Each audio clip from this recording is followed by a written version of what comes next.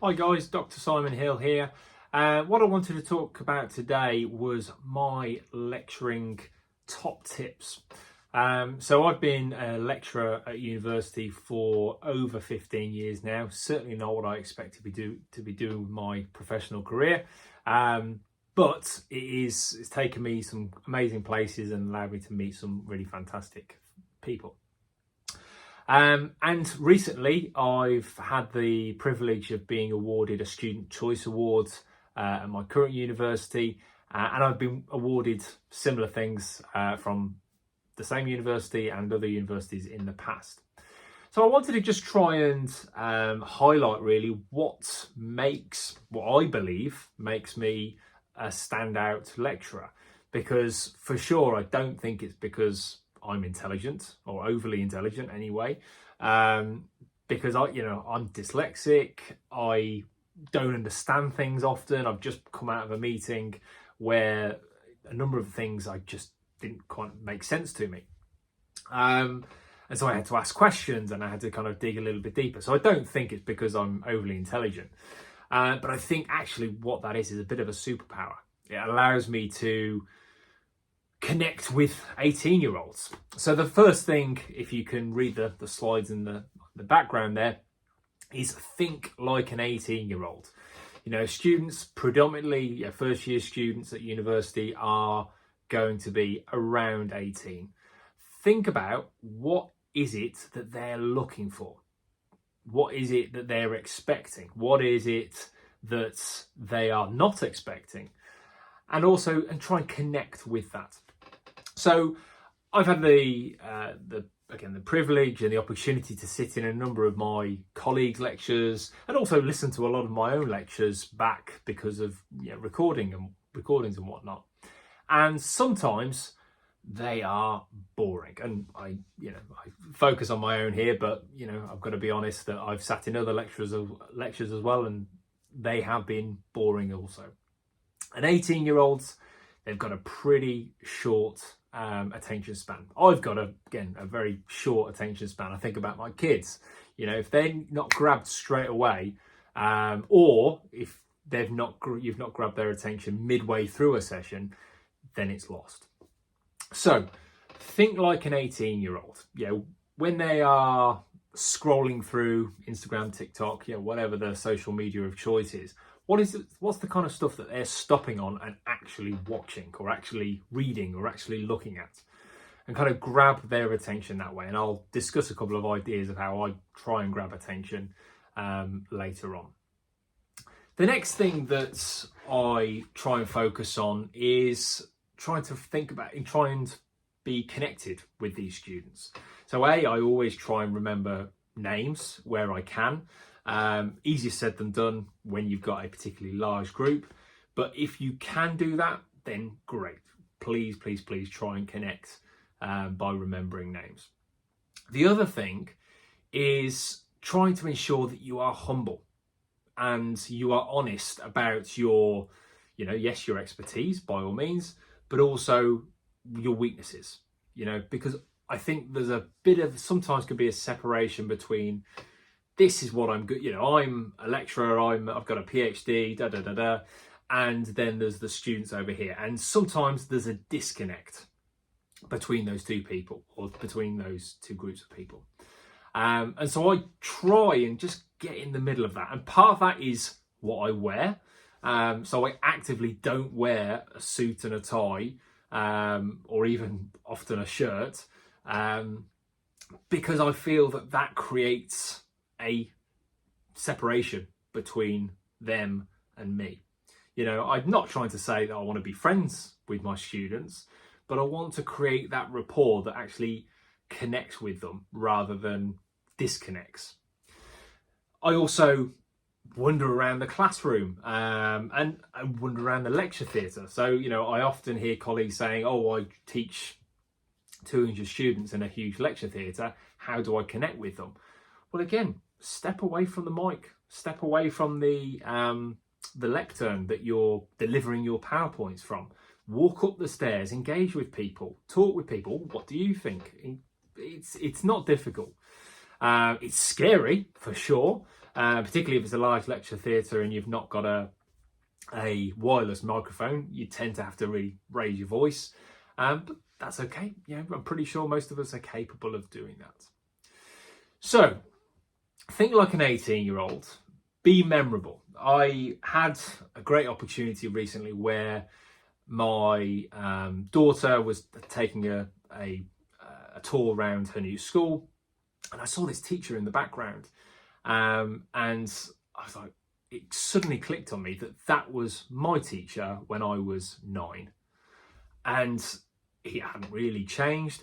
But it wasn't just that I remembered his face, it was I remembered him because he was one of the best teachers I ever had.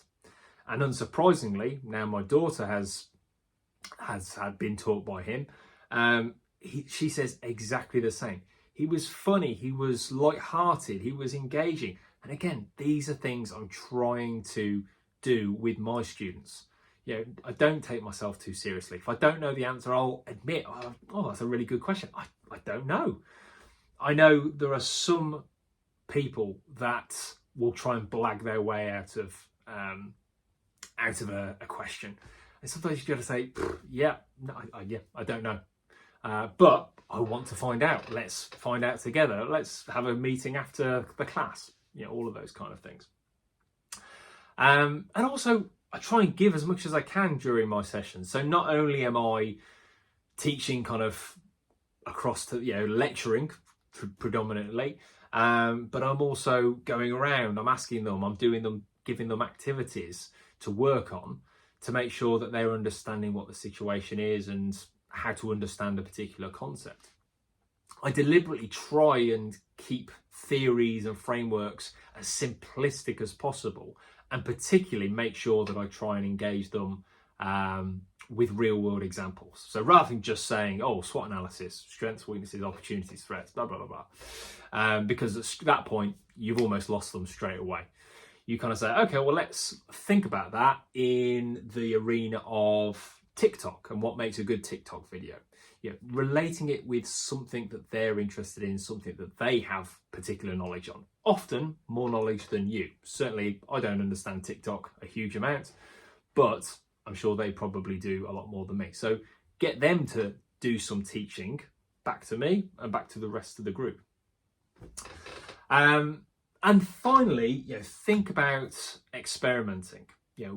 Experimenting with new techniques and breaking patterns, because as I said, if you're in an hour lecture, a 2-hour lecture, an hour seminar, 2-hour seminar, 3-hour seminar, you've got to break the cycle of, oh gosh, the lecturer's still talking, I need to figure out, So as the and that's your job as the lecturer, you've got to break the tension, you've got to break the pattern of, okay, well, let's go and do something else. Let's ask another question. Let's do it.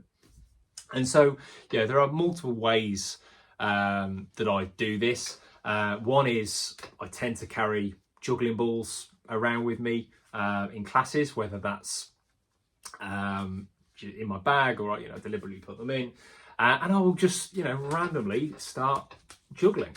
And okay, you might not know how to juggle, but think about what is it that you're interested in, that you have perhaps a particular interest in outside of academia, and throw that into the conversation. So it might be I might kind of throw these around a little bit, not hard obviously, but throw them around and say, okay, well, such and such, what do you think? Or, first one to catch this, tell me what you think about this idea. What's your favourite business idea? So on and so forth. It's about being slightly different. You can get a beach ball and throw that around if you really want. But try and get away from the wooden basis that academia is stereotypically. If you were to close your eyes right now and think about what, imagine an academic, a lecturer, a professor. What do they look like? What do they sound like? I would imagine that a lot of us would have very similar views. And, I won't say what those views are, I'll leave those to you. But, me walking in to a lesson looking fairly comfortable, fairly casual. I mean, I tend not to wear a hoodie, but, again, I'm down to earth. I try and be as down to earth, down to earth as possible, it tries and breaks away from that routine and from that stereotype. But again, I've been in sessions where that stereotype has been absolutely spot on. And as an academic, sitting in another academic session, if I'm falling asleep, then somebody else, the students are probably going to be falling asleep as well. Okay, so think about that. The final thing is similar to what I've already mentioned, but try and relate ideas to, again, breakaway topics. So one thing that I tend to do is I like to share, again, my interests with the students and then toss that back to what their interests are as well. So I am a collector of military artifacts. So here we have a World War One coin with a bullet embedded within it. So obviously the coin theoretically stopped the bullet. We don't know what else was there. But there comes a point where, okay, we'll think about creativity and innovation. Right, well, we need something that's going to go through armor that's thinner than a coin. So, okay, fair enough. Let's get creative. So then we have this, a World War II armor-piercing shell. It's been fired, as you can tell by the grooves on the side. If it's not been fired, the grooves are not there. But if you can't tell from me talking, this is incredibly heavy because it is pure solid metal. But it will go through quite an impressive bit of armor. And then, finally, more modern day, this is a petal from a fin discarding armor-piercing sabot round, which is fired from relatively modern tanks.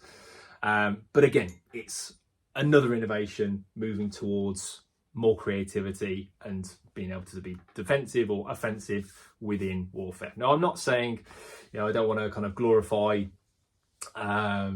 warfare because, terrible things happen. But for me, it's an interest, particularly a hobby of understanding history and what happened in history and what can be learnt from history. But from that, the students tend to be like, this is really weird. It's taking them out of their comfort zone of, okay, and I'll get them to, again, come and pick this up and kind of say, okay, well, what's it all about? That's really weird. And, Jesus, that's heavy. But what I will then do is kind of say, okay, thinking about creativity and innovation, I want you to think of something you're interested in. So if that's cars, whether that's fashion, whether that's sports, whatever it is the students are interested in, think of it individually and say, okay, well, how has that sport innovated over a period of time? So if you were talking about Formula One, how has that innovated or been innovational over the last 10 years, the last 20 years? If we were talking about technology, if we were talking about fashion, if we were talking about any subject, any hobby that the students might have, bringing it back to that. So it makes it personal to them, and also it connects the concept, the idea, the framework, the theory with something that they do really understand. And that connection, that's where the magic happens. That's where they remember what they learnt about, as opposed to, I didn't have a clue what that session was all about. So the final thing I will say before kind of signing off here is just keep it simple. Yes, I have a PhD. Yes, I wrote a thesis that was ridiculously thick. And, I know a very broad amount of stuff on a variety of things. Don't know everything, but I know I'm an expert in one very specific field of entrepreneurship and humanitarian engineering. So, yes, I know all of that stuff, but try and keep it simple. Every session that you do, keep it as simplistic as possible, because I've covered for colleagues, and I've gone into a session, I've done a couple of hours with a group of 100, 150 students, and the number of students that have come to me at the end of that said, it all makes sense now. because, you know, the other person that was doing the session, you know, they were going off on little tangents, and that's not to say I don't go off in tangents, but it's, you know, you simplified it. And that's one of the key things that I think we should all focus on. Even, you know, no matter how complex the idea is that we're trying to get across, make it as simple as possible. And again, break away from the routine. Break away from those, you know, PowerPoint slides that have tons of stuff on them. You know, try and have minimal PowerPoint slides. I know that's not really what we've been taught over the years, but if you step away from that, you'd be surprised of, you know, the results that you can get.